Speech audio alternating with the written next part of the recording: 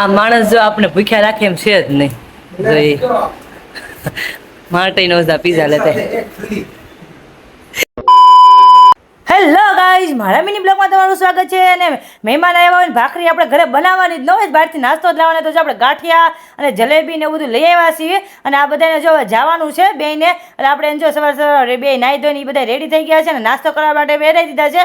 અને જો આપણે એને મૂકવા જવાના છે તો એના બિસ્તરા પોટલા લઈને જો જાય છે. અને આગળ જો મારા પતિદેવને એના પતિદેવને જો જાય છે. ને હવે બધું જો મને બાય બાય કહે છે કે આપણે પાછા હવે જ્યારે ભેગું થાય ને ત્યારે આપણે પાછા મળશું. અને મારે થોડોક એવો ટાઈમ હતો કે નહીં, તો મેં કીધું હાલ હું ઘડીક વાર એની પાસે હજી હુવાણ કરું. તેની પોઈને જો ઘડીક ફોરવ્હીલમાં બેસીને હું એને રમાડ લીધા. અને જો એની યાર પણ ઘડીક બેસી લીધું. મેં કહું પછી ક્યારે કોને ખબર ભગવાનની ઈચ્છા હશે ત્યારે ભેગા થાવ. કેમ કે એ સુરત રહે છે ને હવે અમદાવાદ રહે છે. એટલે ઇન કેસમાં કોઈક દિવસ ભેગું થાય ને પછી એને ટાટા બાય બાય કરીને ઘરે આવીને આપણે સવારનું બધું કામ પતાવી દીધું છે. કપડા મશીનમાં નાખી દીધા છે. મારે ફોનના ઓર્ડર હતા ને જો આપણે એ પહેલાં કમ્પ્લીટ કરી નાખ્યું કે મારે મહેંદીને કોણ દેવાના છે. અને સવારનું બધું કામકાજ કરીને જો આપણે રાતે છે ને રસોઈ થોડીક વધુ બની ગઈ હતી. આપણે જો બપોરે એ જલાવવાનું છે તો અમે બે માણસ જો બેસી ગયા જમવા.